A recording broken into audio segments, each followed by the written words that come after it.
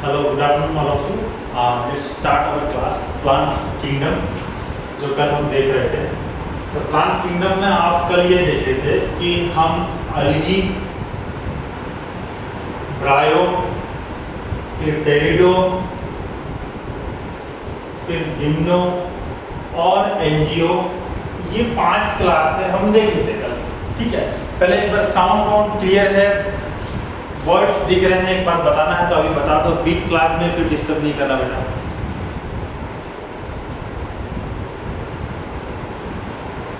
चलो, I think all fine.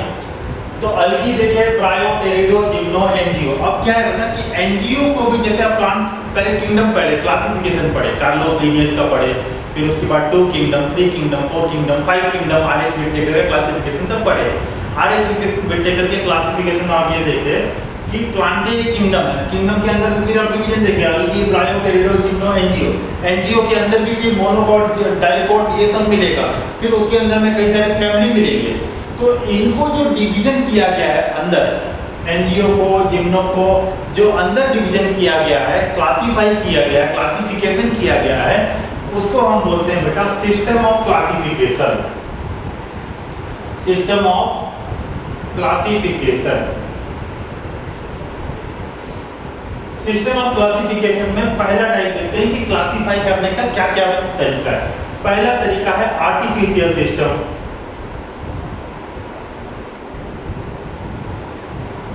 Artificial system किसने दिया था? इसने दिया था कार्लोस लिनियस ने। इसमें क्या देखते हैं? इसमें ये देखते हैं कि आउटर मॉर्फोलॉजी, ग्रॉस मॉर्फोलॉजी, बाहर से मॉर्फोलॉजी, उसका शेप, आकृति कैसा है। यहाँ पे वेजिटेटिव कैरेक्टर की जो बाहर से कैसा दिख रहा है और रिप्रोडक्टिव कैरेक्टर, दोनों को इक्वल वेटेज दिए हैं। रिप्रोडक्टिव कैरेक्टर मतलब एंड्रोसियम, गाइनोसियम, है ना, रिप्रोडक्टिव कैरेक्टर्स, ये दोनों को इक्वल वेटेज दिए हैं। ठीक है, तो इसमें क्या किया, आर्टिफिशियल सिस्टम में बाहर से देखे कि मॉर्फोलॉजी कैसा है और उसके हिसाब से डिवाइड कर दिए। फॉर एग्जांपल कार्लोस लिनियस ने क्या किया था, इन्होंने लिया एंड्रोसियम। एंड्रोसियम मतलब हिंदी में बोलते हैं पुमंग, है ना, मेल रिप्रोडक्टिव ऑर्गन है, मेल रिप्रोडक्टिव ऑर्गन है, MRO, मेल रिप्रोडक्टिव ऑर्गन। और एंड्रोसियम के हिसाब से पूरे प्लांट को क्या कर दिया, क्लासिफाई कर दिया। तो ये आर्टिफिशियल सिस्टम है, किसी भी कैरेक्टर को पकड़े और उसके हिसाब से क्या कर दिए, क्लासिफाई कर दिए। दूसरा सिस्टम क्या है? दूसरा सिस्टम है नेचुरल सिस्टम। नेचुरल सिस्टम में क्या होगा? नेचुरल सिस्टम में आप सेल स्ट्रक्चर देखोगे, सेल का स्ट्रक्चर कैसा है, उसका फिजियोलॉजी देखोगे कि फिजियोलॉजी कैसा है, उसका एनाटॉमी देखोगे। एनाटॉमी मतलब होता है कि अंदर का स्ट्रक्चर कैसा है, मॉर्फोलॉजी मतलब बाहर से कैसा दिख रहा है, एनाटॉमी मतलब अंदर काट के देख रहे हैं, जाइलम है, फ्लोएम है, कैसे टाइप के सेल है, उसको आप बोलते हो एनाटॉमी। और फिजियोलॉजी देखें, एनाटॉमी देखें, एम्ब्रियोलॉजी देखोगे, इतना चीज देखोगे तो आप उस सिस्टम को क्या बोलते हो, नेचुरल सिस्टम बोलते हो।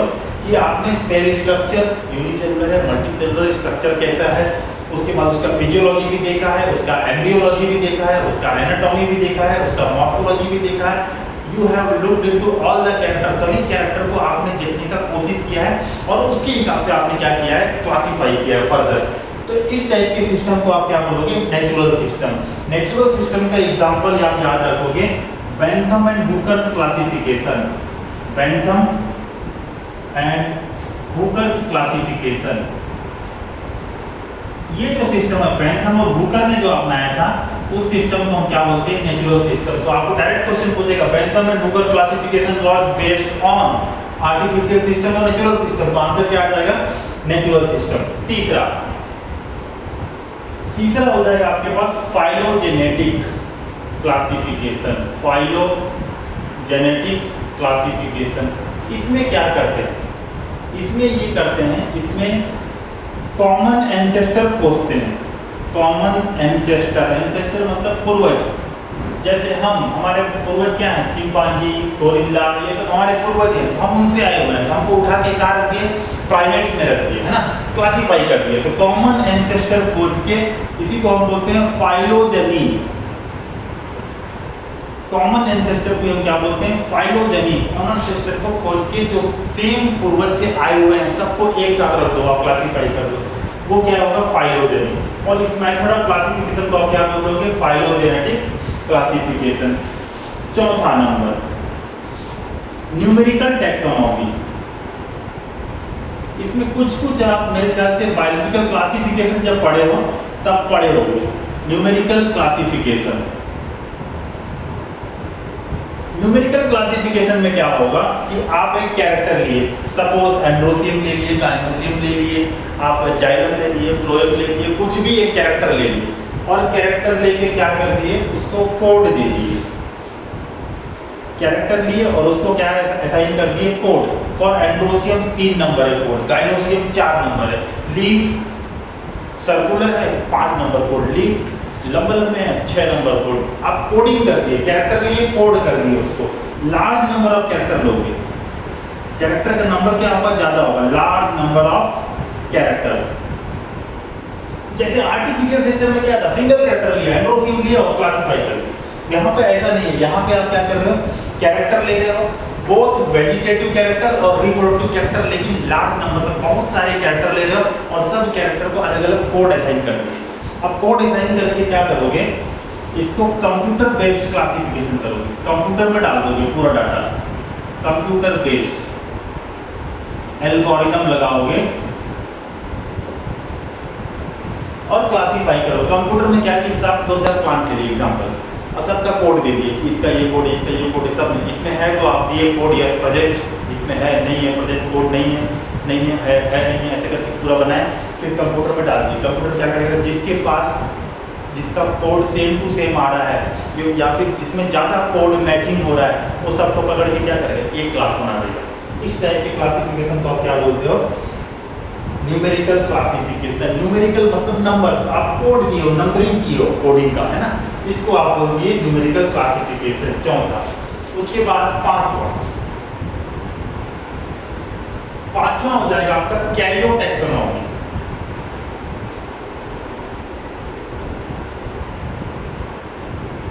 कैरियोटैक्सोनॉमी मतलब यहाँ पे आप क्या लो, कैरियो मतलब क्या होता है, आप सुनोगे प्रोकैरियोटिक, यूकैरियोटिक। कैरियो मतलब होता है न्यूक्लियस।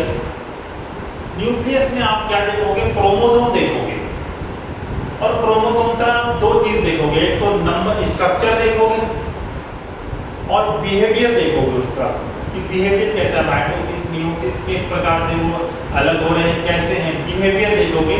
और एक चीज देख लो कि नंबर कितना है, और इसके हिसाब से आप क्या कर दोगे, क्लासीफाई कर दोगे। इस टाइप के क्लासिफिकेशन को आप क्या बोलोगे, कैरियोटैक्सोनॉमी। ठीक है, तो 5वां हो गया। छठवां क्लासिफिकेशन आ जाएगा आपके पास कीमोटैक्सोनॉमी।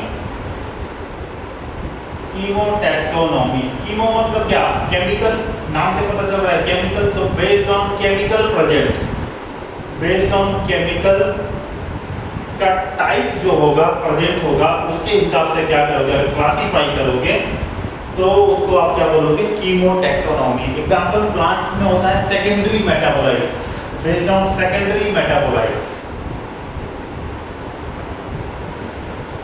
Secondary metabolites. अब ये भी समझ में आया सेकेंडरी मेटाबोलाइट क्या है ना, क्लास 11 में ही बायोमोलिक्यूल्स एक चैप्टर पढ़ेंगे, वहाँ पे पढ़ेंगे हम मेटाबोलाइट्स, और वहीं पे 2 टाइम लिखेंगे प्राइमरी। अगर ये सेकेंडरी है तो कुछ ना कुछ प्राइमरी मेटाबोलाइट भी होगा। प्राइमरी मेटाबोलाइट क्या है, पहले इसको समझो। मेटाबोलाइट्स मतलब आपके बॉडी के अंदर मेटाबॉलिज्म चल रहा है, कुछ रिएक्शन चल रहे हैं, बायो रिएक्शन चल रहा है ना, आप ग्लूकोज ले लो, टूट के एंजाइम से उसको तोड़ के एनर्जी प्रोड्यूस कर रहे हैं, ये सब क्या है, मेटाबॉलिज्म। मेटाबॉलिज्म में आप 2 टाइप पढ़े, कैटाबॉलिज्म, एनाबॉलिज्म। एनाबॉलिज्म में बनता है, कैटाबॉलिज्म में टूटता है। इसको छोड़ो, मेटाबॉलिज्म में जितने भी मॉलिक्यूल, या फिर आप बायो सिस्टम के अंदर तो उसको बोल सकते हो बायो मॉलिक्यूल्स भाग ले रहे हैं, उनको सबको आप क्या बोलते हो, मेटाबोलाइट्स बोल सकते हो। क्लियर, पहला पॉइंट। दूसरा पॉइंट, प्राइमरी मेटाबोलाइट वो होगा किसी भी ऑर्गेनिज्म के ग्रोथ के लिए इम्पोर्टेंट होगा। उसके बिना अगर आप उस मॉलिक्यूल को निकाल दो तो ग्रोथ रुक जाएगा। फॉर एग्जांपल अगर आपको ग्लूकोज नहीं मिलेगा तो हमारा ग्रोथ रुक जाएगा, हमारा ब्रेन काम नहीं करेगा, हम बेहोश भी हो सकते हैं ना, ग्लूकोज नहीं मिला तो ये क्या है, प्राइमरी मेटाबोलाइट है। सेकेंडरी मेटाबोलाइट क्या है, फॉर एग्जांपल प्लांट में ग्लूकोज, फ्रुक्टोज ये सब चीज क्या है, प्राइमरी मेटाबोलाइट। सेकेंडरी मेटाबोलाइट वो है जो अलग से बिना किसी के एडिशनल पर्पस को फुलफिल करने के लिए, ग्रोथ अगर वो नहीं हुआ तो ग्रोथ होगा, ये बात क्लियर होना चाहिए। अगर वो सेकेंडरी मेटाबोलाइट नहीं होगा, आप उसको निकाल दो प्लांट से, तब भी प्लांट में ग्रोथ होगा, उसके बिना ग्रोथ नहीं रुकेगा। वो क्या है, सेकेंडरी मेटाबोलाइट। एग्जांपल आप देखे होंगे, लाख आता है ना, लाख का चूड़ी बनता है, फिर गूंद आता है, गूंद का लड्डू बनता है, ये सब क्या चीज़ है, ये सब सेकेंडरी मेटाबोलाइट है। फिर आप देखे होंगे मलेरिया का दवाई निकालते हैं बार्क से, सिंकोना के बार्क से, ये सब क्या है, सेकेंडरी मेटाबोलाइट है। रबर है ना, कई प्रकार के केमिकल्स, विनब्लास्टिन, विनक्रिस्टिन, कैंसर को ट्रीटमेंट करने के लिए यूज करते हैं, ये सब क्या है, सेकेंडरी मेटाबोलाइट है। इनको आप प्लांट से निकाल दो, प्लांट मरेगा नहीं, सेकेंडरी मेटाबोलाइट। तो different types of secondary metabolites अलग अलग प्लांट में प्रोड्यूस होते हैं, और उसके हिसाब से अगर आप प्लांट को क्लासीफाई कर दो तो उसको आप क्या बोलोगे, कीमोटैक्सोनॉमी। कीमो मतलब केमिकल, और ये secondary metabolite is what, is chemical. ठीक है, तो ये 6 टाइप आपको याद रखना चाहिए। पहला आर्टिफिशियल, दूसरा नेचुरल, तीसरा फाइलोजेनेटिक, चौथा न्यूमेरिकल, पांचवा कैरियोटैक्सोनॉमी, छठवां कीमोटैक्सोनॉमी। यहाँ से एक क्वेश्चन को टेस्ट में तो पढ़ता है, एक क्या यहाँ से टेस्ट में तो 4-5 क्वेश्चन भी आ सकता है, फाइनल नीट में एक आध क्वेश्चन आ ही सकता है, तो इसको आपको याद रखना चाहिए। चलो मैं 2 मिनट दे रहा हूँ, इसको देखो फिर आगे बढ़ रहे हैं।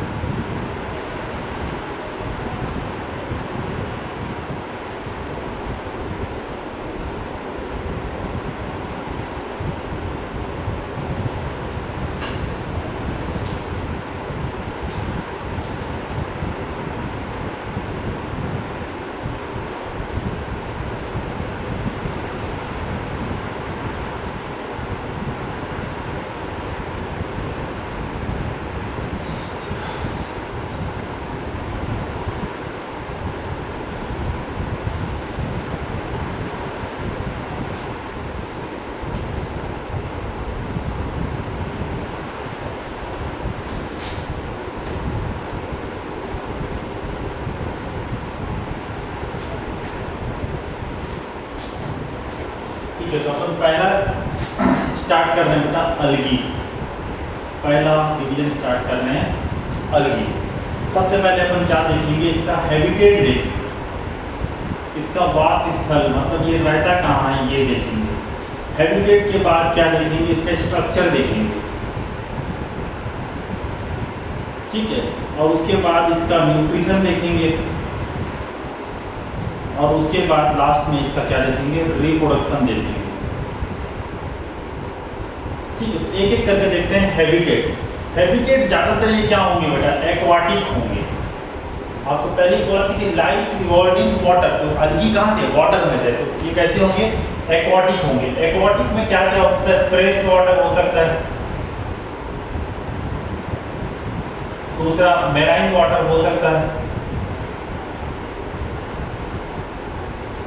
हिस्टेरियास हो सकता है। हिस्टेरिया जहाँ पे नदी जाके समुद्र में मिलता है उस पोजीशन को हम क्या बोलते हैं, हिस्टेरियास, यहाँ हो सकता है। स्टेगनेंट वाटर भी हो सकता है। स्टेगनेंट वाटर मतलब ठहरा हुआ पानी है ना, जैसे कि पॉन्ड, यहाँ भी मिल सकता है। इसके अलावा ये वुड लॉग, लकड़ी में, मॉइस्ट प्लेसेस में, और कुछ एनिमल्स में, एंड सम एनिमल्स में भी मिल सकता है। इतना पॉइंट आपको याद रखना है अलगी के लिए, है ना। फंगस के साथ भी रहता है, उसको अपन क्या बोलते हैं, लाइकेन बोलते हैं अलगी को ना, फंगस के साथ भी रहता है। तो एक्वाटिक में fresh water, marine, hysteria, stagnant water, pond में, वुड लॉग में, मॉइस्ट प्लेसेस में, सम एनिमल्स में भी मिल सकता है। हैबिटेट में इतना चीज याद रखना है आपको। स्ट्रक्चर देखते हैं इसका। तो स्ट्रक्चर में हम देखें तो एल्गी का मैं आपको बोला था कि इनका कोई रूट, स्टेम, लीफ नहीं होता है ना। तो बिना रूट, स्टेम, लीफ के जो इनका प्लांट बॉडी होता है उसको आप बोलते हो थैलॉइड बॉडी, थैलॉइड, या फिर बोलते हो थैलस। क्या लिख सकते हैं, no root, stem and leaf. Root नहीं होगा, स्टेम नहीं होगा, और लीफ भी नहीं होगा। ये तीनों चीज नहीं होगा, थैलॉइड स्ट्रक्चर होगा। अब इसमें हमको स्ट्रक्चर में दो पार्ट पढ़ना है। एक तो हमको देखना है कि एक्सटर्नल स्ट्रक्चर कैसा है इसका, एक्सटर्नल स्ट्रक्चर कैसा है, और दूसरा चीज क्या देखोगे, इंटरनल स्ट्रक्चर, है ना। एक्सटर्नल स्ट्रक्चर देखोगे और इंटरनल स्ट्रक्चर देखोगे। एक्सटर्नल स्ट्रक्चर में क्या देखेंगे, तो देखते हैं एक्सटर्नल स्ट्रक्चर। पहली बात तो ये देखो, क्या यूनिसेलुलर है क्या, तो सर यस सर, यूनिसेलुलर कुछ अलगी होते हैं। जैसे कि क्या है आपके पास एग्जांपल, क्लोरेला। कल पूरा एग्जांपल लिखवाए थे, तो वो एग्जांपल अपने पास लिख लेना। आप एनसीईआरटी में जाके अलग अलग अलगी देख देख के सबका नाम एक प्लेस में लिख लेना। अलगी का, ब्रायो का, टेरिडो का, जिम्नो का, एंजियो का, सबका एक प्लेस में होना चाहिए आपके पास, ताकि आप उसको हर दिन देखो तो आपको वो याद हो जाए। क्लोरेला, उसके बाद क्लेमाइडोमोनास। ये दो एग्जांपल आपको क्या है, यूनिसेलुलर। दूसरा, ये मल्टीसेलुलर भी हो सकते हैं। मल्टीसेलुलर में कैसा होगा बॉडी, फिलामेंटस होगा। कैसा होगा, फिलामेंटस होगा। फिलामेंटस में कैसा है, समझो कि ये फिलामेंट है, ऐसा हो सकता है, या फिर कैसा हो सकता है कि ब्रांच भी हो सकता है फिलामेंट में, ऐसे ब्रांच निकले हुए।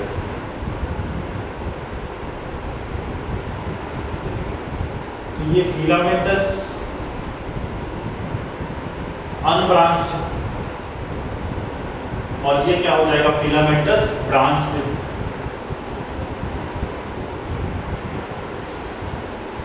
ये आपको देखने को मिलेगा फिलामेंटस ब्रांच। एग्जांपल इसका लिखेंगे, स्पाइरोगाइरा। स्पाइरोगाइरा, इसमें आपको देखने को मिलेगा कैसा, फिलामेंटस है और अनब्रांच है। और फिलामेंटस और ब्रांच जो है, ऐसा किसमें देखने को मिलेगा आपको, इसमें देखने को मिलेगा यूरोथ्रिक्स, और किसमें देखने को मिलेगा, इसके अलावा ब्राउन अलगी जितने भी होंगे सब कैसे होंगे, फिलामेंटस होंगे और ब्रांच होंगे। और रेड अलगी जितने भी होंगे सबका एग्जांपल याद रखो, है ना। रेड अलगी और ब्राउन अलगी जितने भी होंगे सब क्या होंगे, फिलामेंटस होंगे और ब्रांच होंगे, ठीक। और तीसरा हो सकते हैं कॉलोनियल। तीसरा हो सकते हैं क्या, कॉलोनियल। तो यूनिसेलुलर में क्या देखे थे, क्लोरेला। क्लोरेला समझो कि कुछ इस प्रकार से, ये यूनिसेलुलर है। क्लेमाइडोमोनास ये, है ना, ये सब क्या हो गया, यूनिसेलुलर। अब कॉलोनियल क्या चीज है, इसमें जो यूनिसेलुलर वाले हैं ये कॉलोनी बना के रहते हैं, झुंड बना के रहते हैं, एक साथ एक स्ट्रक्चर बना लेते हैं कुछ इस तरीके से। अब इसके अंदर में ऐसे बैठे हुए हैं, ये इसको बोलते हैं कॉलोनियल। कॉलोनी बना के रहेंगे ऐसा बॉल शेप का। इसका एग्जांपल क्या है, वॉलवॉक्स। बॉल शेप का होता है जिसको बोलते हैं कॉलोनियल फॉर्म में है, कॉलोनी बना के। कॉलोनी मतलब बहुत सारे यूनिसेलुलर अलगी इकट्ठा होकर एक कॉलोनी बना ली है, एक बॉल शेप का स्ट्रक्चर बना है जिसको आप क्या बोल रहे हैं, वॉलवॉक्स। तो ये तीन स्ट्रक्चर आपका याद रखिए, यूनिसेलुलर, मल्टीसेलुलर और कॉलोनियल, और सबका एग्जांपल आपको याद रखना चाहिए, ठीक है। ये हो गया आपका एक्सटर्नल स्ट्रक्चर का पार्ट कंप्लीट। इसके बाद हम क्या देखेंगे, इंटरनल स्ट्रक्चर। तो एक बार बोर्ड को कंप्लीट देख लो, फिर इंटरनल स्ट्रक्चर स्टार्ट करेंगे।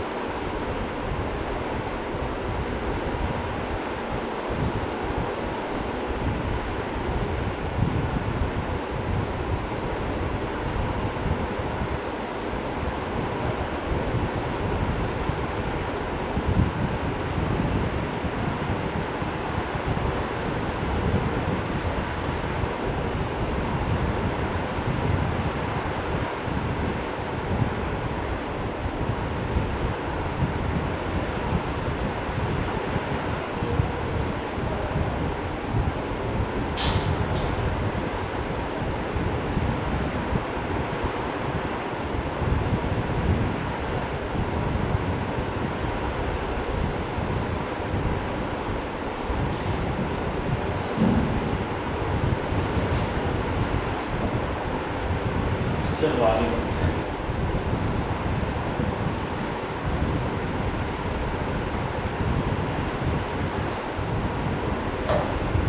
Internal structure.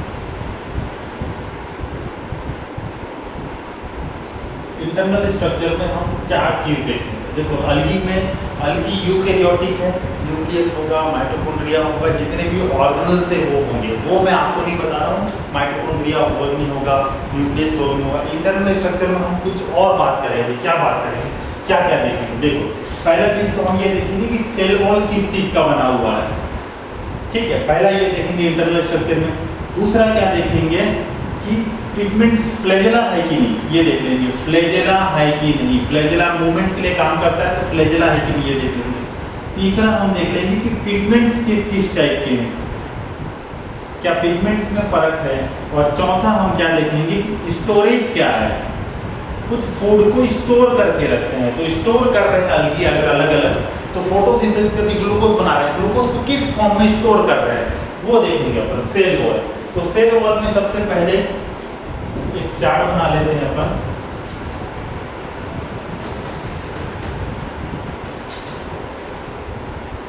ये लिख लेते हैं ग्रीन अलगी, ये तीनों में लिखना है, ग्रीन अलगी, ब्राउन अलगी और रेड अलगी।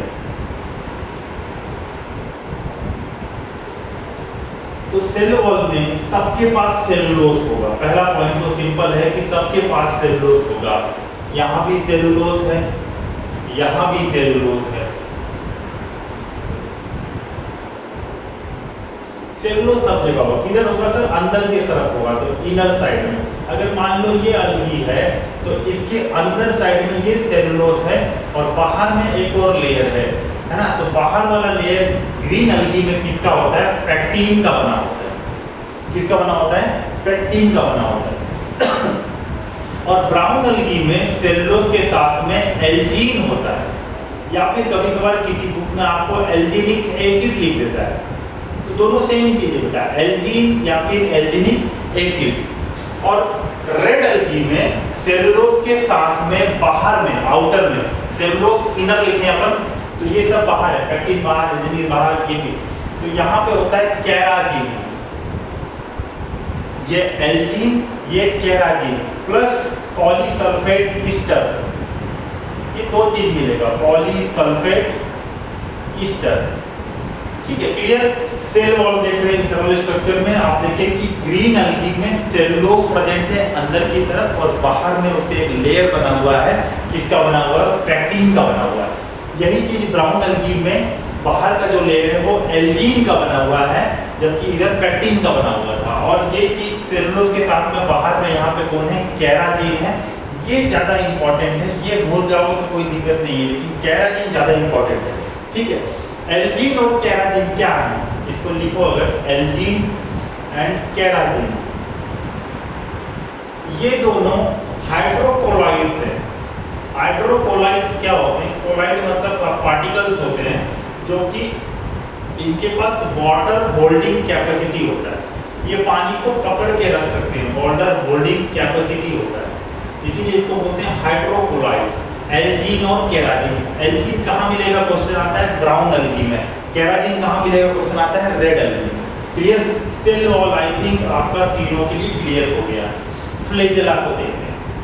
तो फ्लैजेला अगर आप पहले यहाँ पे समझते हैं कि व्हाट इज फ्लैजेला, तो फ्लैजेला आप पढ़े हो कि बैक्टीरिया में भी सर फ्लैजेला था, उसको हम बोलते हैं प्रोकैरियोटिक फ्लैजेला। उसको क्या बोलते हैं? Prokaryotic flagella. ये बना होता है एक प्रोटीन का, जिस प्रोटीन का नाम है फ्लैजेलिन प्रोटीन। लेकिन अभी हम क्या पढ़ रहे हैं? अलगी। और अलगी क्या है? यूकैरियोटिक। और ये फ्लैजेला कौन सा है? प्रोकैरियोटिक फ्लैजेला, जो कि फ्लैजेलिन प्रोटीन का बना है। तो यूकैरियोटिक फ्लैजेला किसका बना हुआ है? यूकैरियोटिक फ्लैजेला ये बना होता है माइक्रोट्यूबुलिन का, माइक्रोट्यूबुलिन का बना होता है। ये डिफरेंस है, याद रखना। प्रोकैरियोटिक फ्लैजेला फ्लैजेलिन प्रोटीन का बना होता है और यूकैरियोटिक फ्लैजेला माइक्रोट्यूबुलिन का बना होता है। इसको दोबारा अपन चैप्टर नंबर 9 सेल का यूनिट ऑफ लाइफ जब पढ़ेंगे वहां पे फिर से आएगा ये। ठीक है, माइक्रोट्यूबुलिन का 9+2 अरेंजमेंट होता है। ये क्वेश्चन आते रहता है यूकैरियोटिक फ्लैजेला। तो फ्लैजेला हम देख रहे हैं, फ्लैजेला क्या काम करता है? मोटिलिटी में काम करता है। तो फ्लैजेला प्रेजेंट हो सकता है या तो यूनिसेलुलर ऑर्गेनिज्म में प्रेजेंट हो सकता है, मल्टीसेलुलर फिलामेंटस में फ्लैजेला नहीं होगा। ठीक है, तो क्लियर बात को समझो। यूनिसेलुलर ऑर्गेनिज्म में फ्लैजेला प्रेजेंट हो सकता है। तो एग्जांपल क्लेमाइडोमोनास आप देखिए, यूनिसेलुलर था, ऊपर फ्लैजेला प्रेजेंट होगा, क्लोरेला नहीं होगा, है ना। तो फ्लैजेला यूनिसेलुलर में प्रेजेंट हो सकता है। दूसरा किसमें प्रेजेंट? गैमीट्स में प्रेजेंट हो सकता है, स्पोर्स में प्रेजेंट हो सकता है। तो यहाँ पे क्या है? ग्रीन अलगी में देख रहे हैं, ग्रीन अलगी में फ्लैजेला का नंबर हो सकता है 2 से 8। कितना हो सकता है? 2 से 8 नंबर हो सकता है। और जो फ्लैजेला होगा कुछ इस प्रकार से ऊपर की ओर होगा, ये फ्लैजेला टॉप में होगा। इस टाइप के अरेंजमेंट को हम बोलते हैं एपिकल। ठीक है, अगर नीचे होता तो बोलते हैं बेसल, है ना। ये देखो, ये एपिकल, नीचे बेसल, साइड में लेटरल, ये लेटरल एंड्स है ना। आप बॉडी को डिवाइड करते हो एनिमल किंगडम में पढ़ोगे कि बाइलेटरल सिमेट्री, है ना। तो आप यहाँ से डिवाइड करो, एक लेटरल इधर, एक लेटरल इधर, बाई मतलब दो लेटरल आ रहे, बाइलेटरल सिमेट्री। ठीक है, तो ये ऊपर में प्रेजेंट है तो इसको क्या बोले? एपिकल। 2 से 8 हो सकता है, एपिकल हो सकता है। अगर गैमीट्स में प्रेजेंट हुआ या स्पोर्स में प्रेजेंट हुआ फ्लैजेला, स्पोर्स में फ्लैजेला प्रेजेंट होगा यहाँ पे, है ना, प्रेजेंट होगा, तो उस स्पोर को हम बोलते हैं जू स्पोर। हिंदी में बोलते हैं चल बीजाणु, है ना। तो चल बीजाणु मतलब फ्लैजेला प्रेजेंट है। गैमीट्स और स्पोर में फ्लैजेला प्रेजेंट होगा, किसमें, ग्रीन अलगी में। स्पोर को क्या बोलोगे सर, जू स्पोर बोलेंगे। क्लियर है बात एकदम यहाँ पे, ठीक है सर। आगे बढ़ते हैं, ब्राउन अलगी। ब्राउन अलगी में क्या होगा, यहाँ पे भी जू स्पोर प्रेजेंट होगा। देखो ब्राउन अलगी क्या है, फिलामेंटस है, तो ब्राउन अलगी में तो नहीं प्रेजेंट होगा फ्लैजेला, उसके गैमिट्स में, उसके स्पोर्स में प्रेजेंट होगा, तो उसको आप क्या बोल दोगे, जू स्पोर। लेकिन यहाँ जो फ्लैजेला होगा ये गैमिट में साइड में प्रेजेंट होगा इस तरीके से।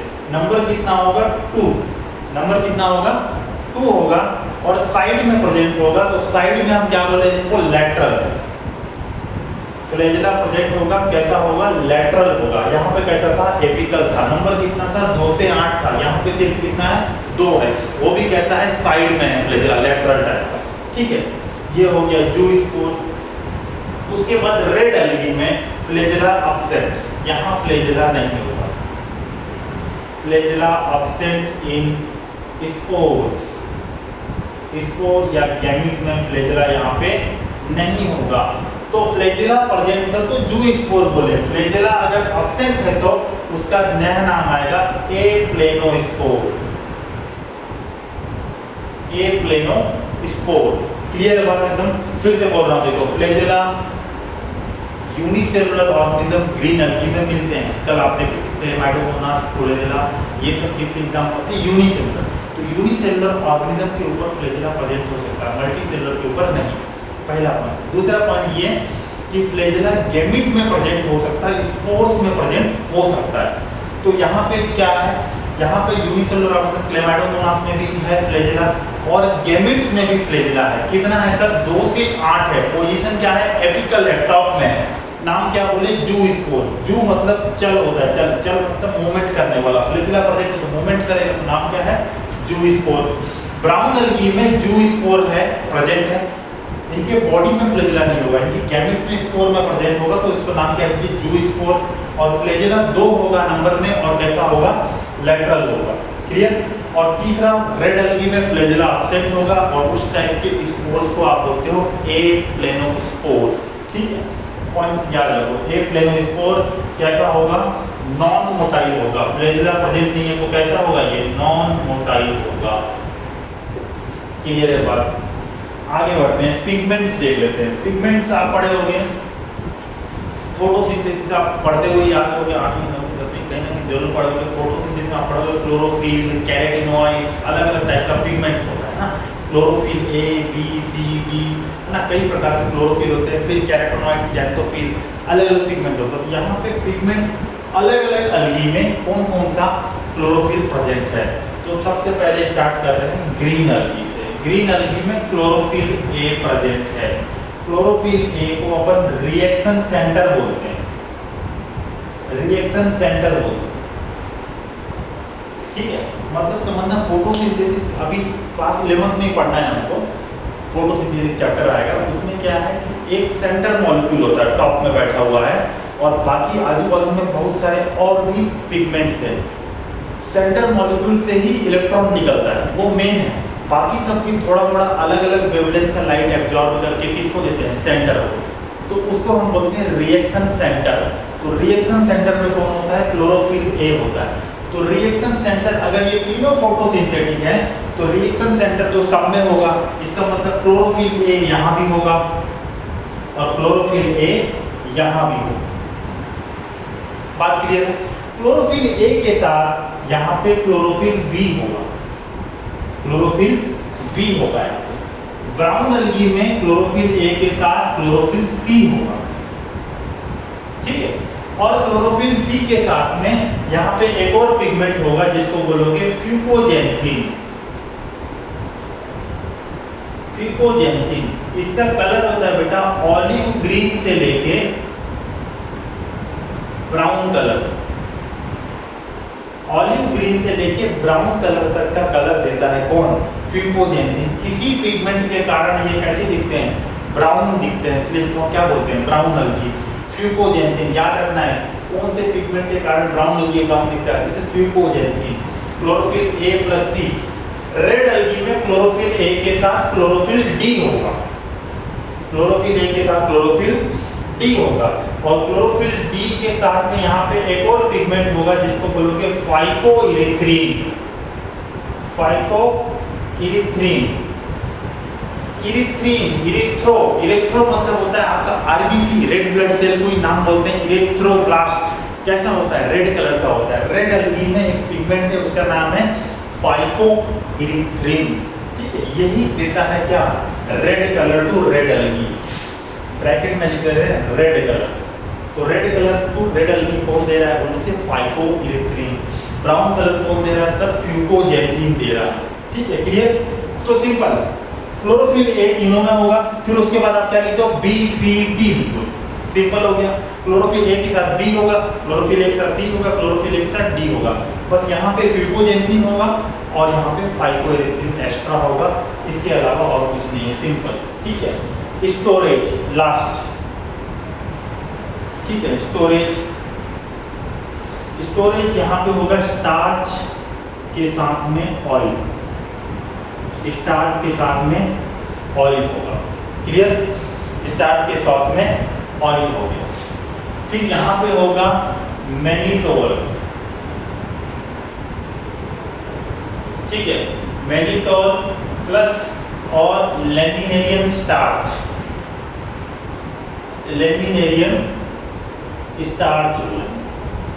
और लास्ट में यहाँ पे होगा फ्लोरिडियन स्टार्च,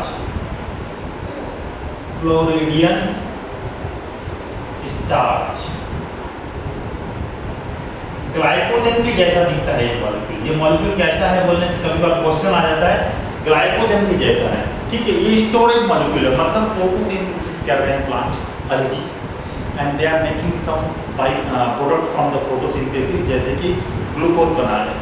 ग्लूकोज को अब सबका अपना अपना तरीका है, जैसे हम स्टोर करते हैं ग्लाइकोजन बना के, है ना, लिवर में, मसल्स में, एक्स्ट्रा ग्लूकोज जो भी है उसको आप मसल्स में स्टोर कर रहे हो ग्लाइकोजन के फॉर्म में।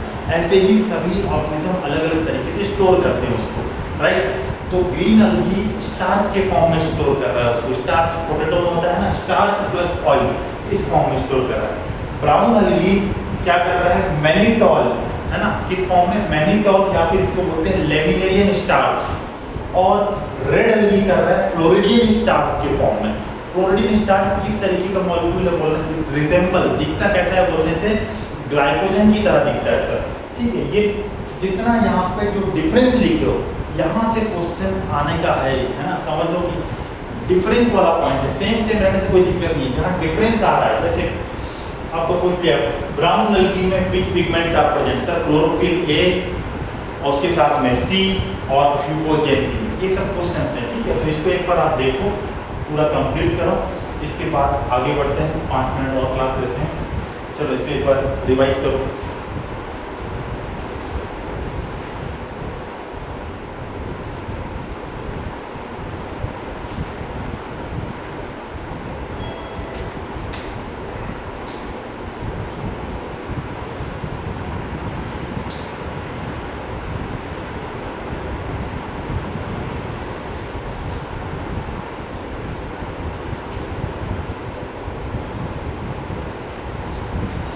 यहाँ पे एक पॉइंट और देख लेना, ग्रीन अलगी में स्टार्च और ऑयल का, है ना, यहाँ पे एक और स्ट्रक्चर होता है जिसको हम बोलते हैं पायरेनॉइड्स।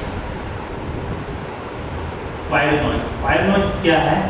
प्रोटीन के ऊपर में, किसके ऊपर में? ये मान लो कि प्रोटीन है, प्रोटीन के ऊपर में स्टार्च को डिपॉजिट कर देते हैं। स्टार्च प्रोटीन के ऊपर, behind the protein starch is deposited, starch is deposited behind the protein, उसको हम क्या बोलते हैं? पायरेनॉइड्स। ये क्वेश्चन कभी कभार आता रहता है। पायरेनॉइड्स आर फाउंड इन, किसमें है? ग्रीन अलगी में। सिर्फ किसमें है? ग्रीन अलगी में। क्या है? प्रोटीन के ऊपर स्टार्च का डिपॉजिशन है, लेयर बना हुआ, परत जमाया गया है प्रोटीन के ऊपर स्टार्च, ठीक है। इसको भी नोटिस करो।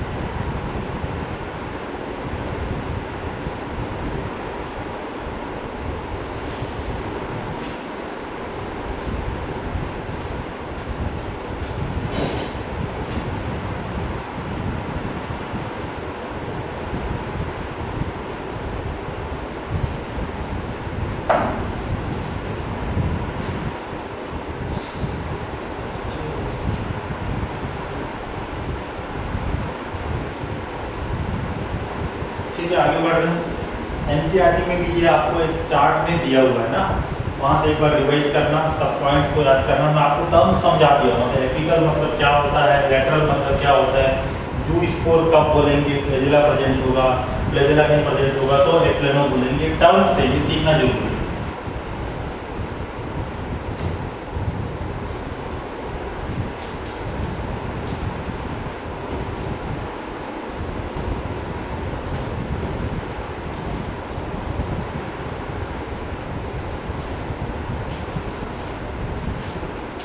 चलो नेक्स्ट टॉपिक देखते हैं, रिप्रोडक्शन।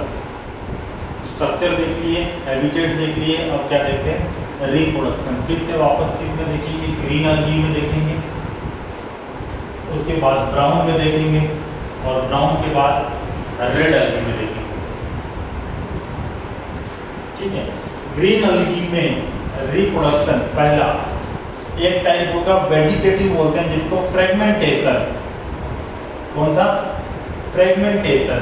फ्रेगमेंटेशन इसमें भी होगा। फ्रेगमेंटेशन किसमें होता है, मतलब समझो कि एक बॉडी है थैलस, आप उसको खोल दिए, थैलस 2 टुकड़ा में बढ़ गया, अब दोनों टुकड़ा से एक नया पूरा अलगी ग्रो हो रहा है ना, इसको बोलते हैं फ्रेगमेंटेशन, खंडन, टूट के नया एक पूरा प्लांट बॉडी बन रहा है।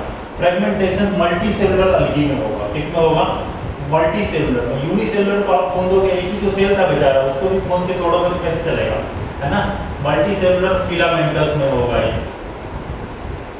और मल्टी सेलुलर फिलामेंटस ब्राउन में भी है, रेड अलगी में भी है।